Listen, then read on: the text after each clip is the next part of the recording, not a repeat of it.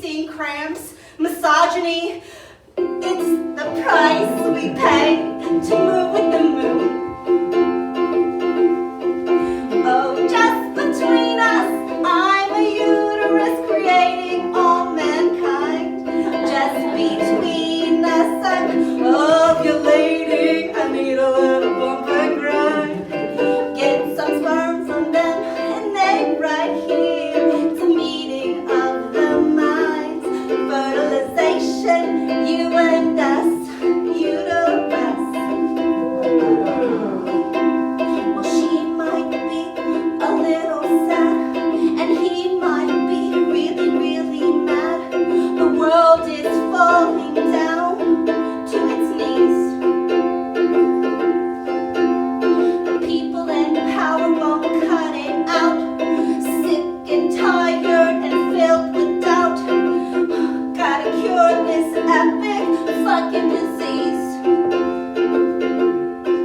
Oh, just between us, warm is business. Gotta get that coin. Just between us, they'll terrify us. We're crying over bigger toys. Guns be telling lies, destroy all kinds. It's an overtaking with no shame. Colonization, you and us. Who can you trust?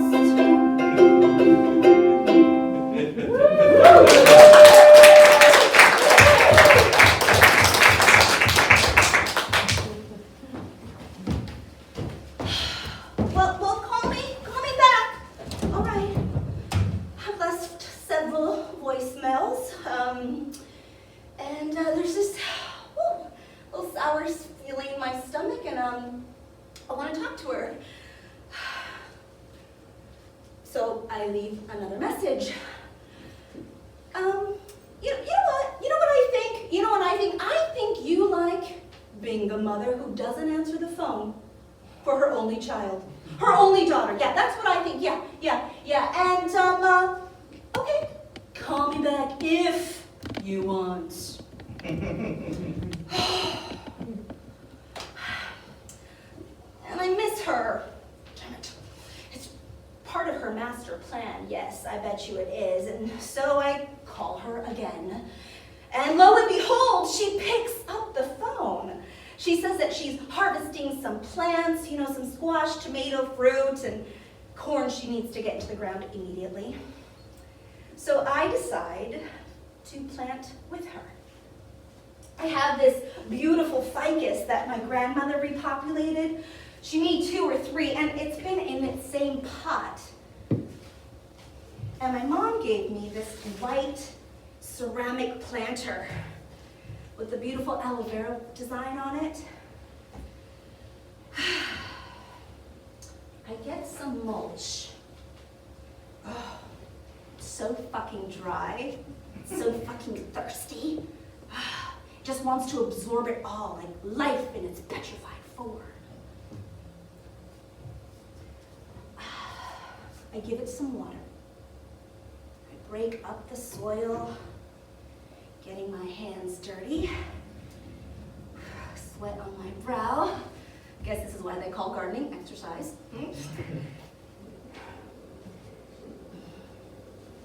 Te extraño, abuelita. My grandmother with the green thumb. I miss her laugh. I miss her watching Animales on the TV, or the loud telenovelas vibrating throughout the house. Ay, no me dices. No, pero tú eres mi amor, amor.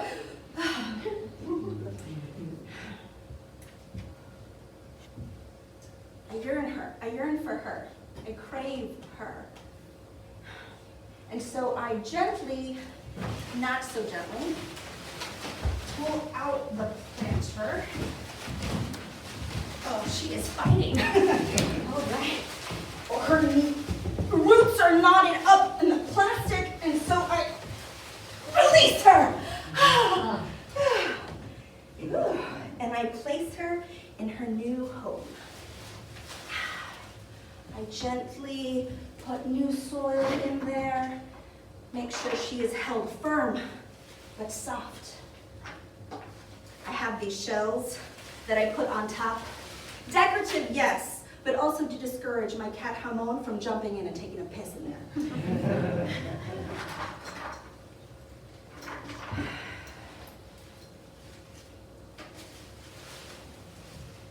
Okay.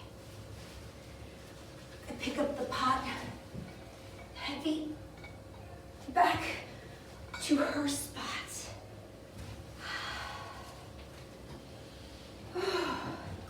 I haven't been triggered by my mom this entire time while we were conversing. Each of us planting our own seeds. And there's a quiet settling in my heart.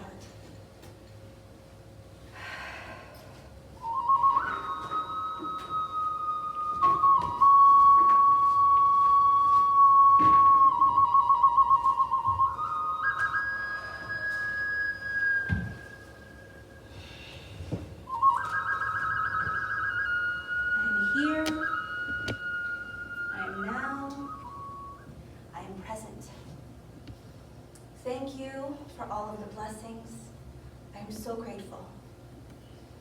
I ask my clean and wise ancestors to join me on this day. Marcia, ¿qué haces? ¿Eres bruja? Esto es del diablo. No, del diablo, from the devil? No, are you from the devil? No, qué barbaridad. Soy tu abuela, Guadalupe. You've come to bless me? ¿Por qué haces esto? Where's your Bible? This is from the devil. Oh, ay, porfa, stop. Explícame, niña. Es una ceremonia. I let go of energy que no me sirve and negative energy that is not mine. And I ask my ancestors to tell stories through me and to bring blessings. And it's the universe, Father, Creator, that I pray to. And I call upon the four directions, north, east, south, west, to guide me on my journey. No es el diablo, abuela. I mean, you're here, right? No entiendo lo que hice mal. Ay, que Dios te bendiga. He has. And you're here to tell me something important. I know it. Are you going to church? Are you gaining weight? Did you read your Bible today? Can you rub my feet? Are you losing weight? Tell me a parable. Should I tell you a parable? From the list of choices, yes. Tell me a story, Grandma.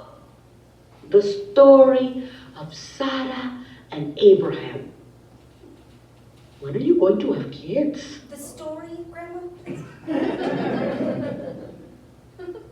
God came to Abraham and told him he was to be a father at 100 years old with his 90-year-old wife, Sarah. Abraham laughed. God also told him to circumcise himself and all the males around him. So he didn't laugh long. 3 months later, Abraham saw 3 men headed in his direction. So he invited them to stay and had a great meal prepared for them. The one who was the Lord said, 9 months from now, I'll be back, and your wife Sarah gives birth to a son. Sarah overheard this, and she laughed. At my age that I should become pregnant. Well, she did become pregnant and named him Isaac, meaning he made us laugh. And when he was only 8 days old, Abraham circumcised him. Are you laughing? I didn't. Amen.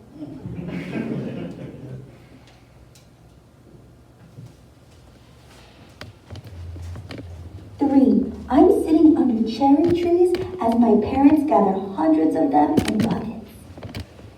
5. Kindergarten is filled with rules, trying hard to follow those rules and still being punished. 6. I use my teddy bear to show my mom where my stepdad touches me. 8.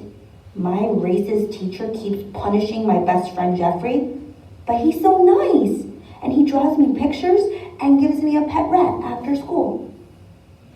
Is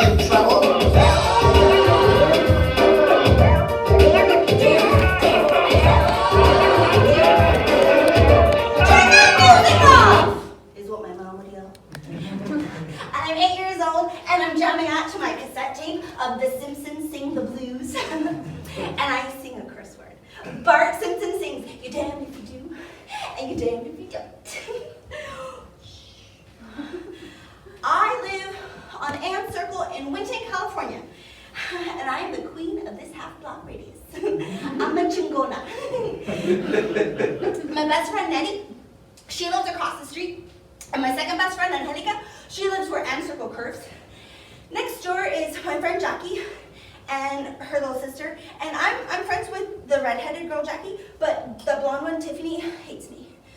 I come home from playing with them, and I'm just like, and my mom's like, "Why are you crying?" And I'm like,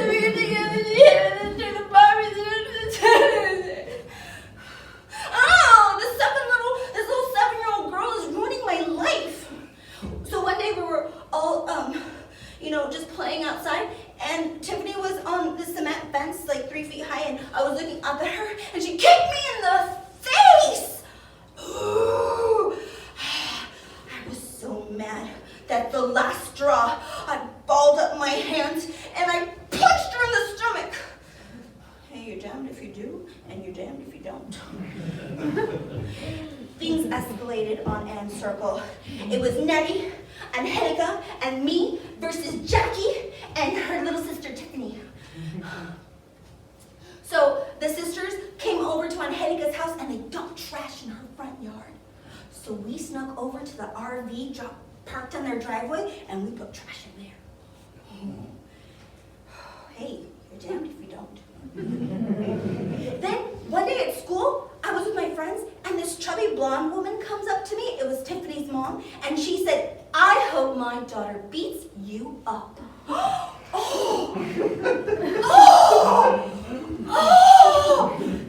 That's home stuff. She brought it to school and threatening me. And so I told my mom right away. And then she called the school because Tiffany's mom worked there, and she got fired. You're damned if you do. I remember the day I left my neighborhood. My mom and I drove out of Ann Circle forever. Because you see, the real baddie was in my house. My stepdad was the monster. And I was happy that we were leaving, but I was also sad because I wasn't going to be there to protect my friends.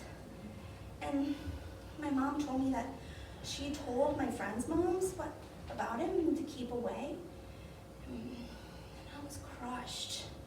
I didn't want anybody to know my secret, even if it was to protect them.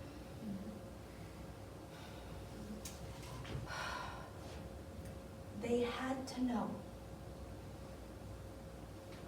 I'd be damned if he does it again.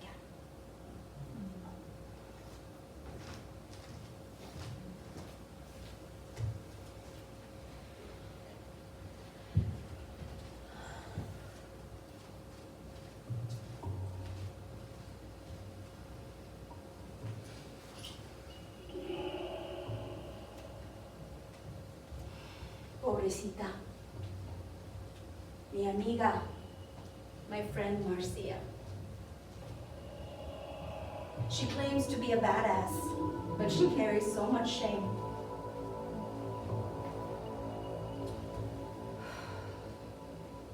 She lets the words thrown at her stick because they're deserved, maybe.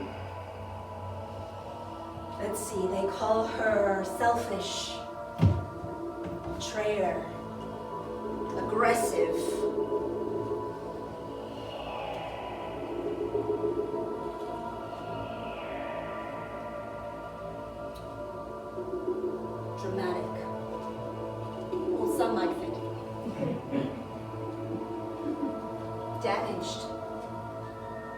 racist, power-hungry, Llorona.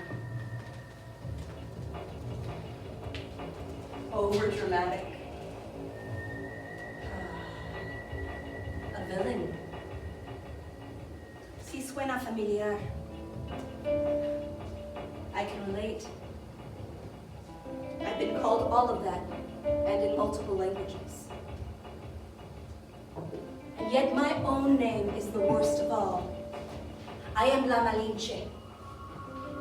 La Malinche, La Chingada. It means screwed. And I regret nothing. So much of my life was not governed by me. I made choices from the choices I had. And still I changed the world. I changed Mexico and all that was taken from her.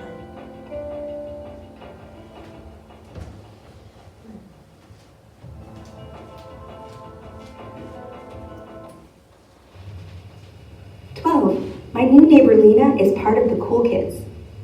They accuse the gym teacher of inappropriate behavior. 15. Freshman year, I sit in front of the boy I will love for decades, and right behind the girl who will be my best friend for about the same amount of time. 17. I'm fat. Again.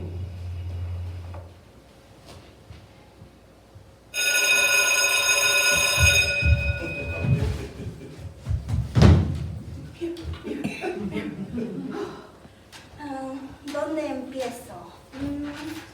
Well, my theater career began my freshman year of my first class. I was in Spanish for Spanish speakers. I won't get too much into it, but I don't speak Spanish. It was my first language, but it's not my everyday language, so I realized muy rápido that this is not where I was supposed to be. So I took a step back into Spanish uno. And I was super embarazada to be like a brown girl in Spanish 1. But there was another Mexican girl there too. And no, we're not related, lame. We don't all know each other, okay? But we did do a quick family cross-check just to be sure. And although we were born 2 days apart in the same hospital, we were not related. We walked out of that Spanish class together and into our first audition together. 11 students tried out and 11 actors were cast. Now, my dreams of being a performer started very young. I would practice rehearsing a dance routine in my living room with Nettie, and I was convinced that we would perform in front of our 3rd grade class and be heroes of the 3rd grade.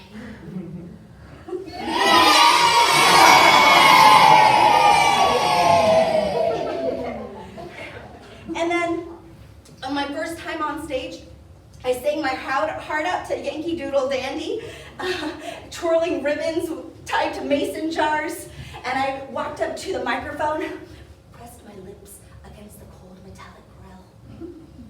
I'm proud to be an American, so I can be what I want to be. In the 8th grade, I stayed at lunch. There was a drama club meeting during lunch, and I squeezed in and took a seat in the back of the room. The teacher picked a student to explain to her how to make a peanut butter sandwich. Take out 2 slices of bread. And the class roared when she tore open the bag to take out 2 pieces of bread. And the student didn't specify a spoon would be used for the peanut butter. So the teacher just scooped it out with her bare hands. I loved it. I fell in love with the laughter, the absurdity, the satire of a simple task gone berserk. Now I had to take the bus after school, so I couldn't stay for drama club yet. Junior year, I was troubled by the awareness of my skin. That somehow it affected the stories I was allowed to tell. So, if I didn't get cast in the school play, I auditioned for the community theater play, and I was cast in my first stage family. And I rehearsed, and I practiced my lines, and I took risks, because it was the only place I felt I could.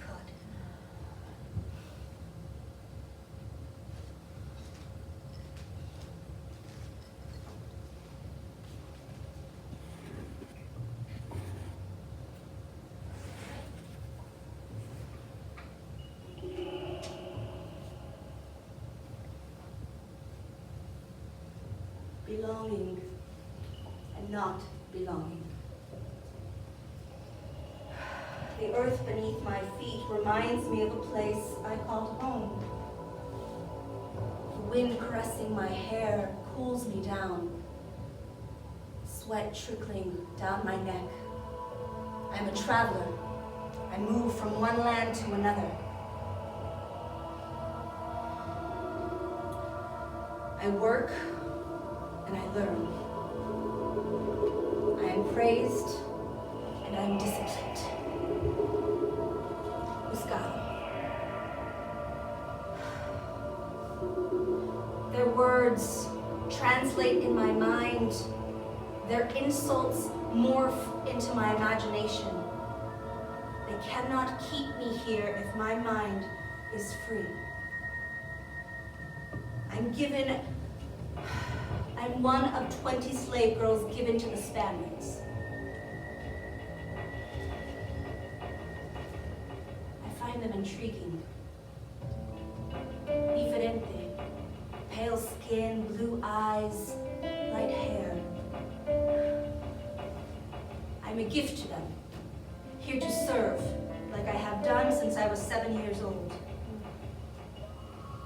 These men are childlike. They drink and swear and want to be adored. So I mother them as they please. You must understand, these men are here to conquer. The Mexica, known as the Aztecs, control the land and all the tribes on this land. They demand food, service, and human sacrificio. Because I speak their language, I am a translator for Cortez. Because I can also speak the language of other tribes, I can negotiate. And I bring up an army against the Mexica. I've been called a traitor. My name, Malinche, means a traitor who turns against her own kind. But I am a fighter, a survivor. I'm a chingona.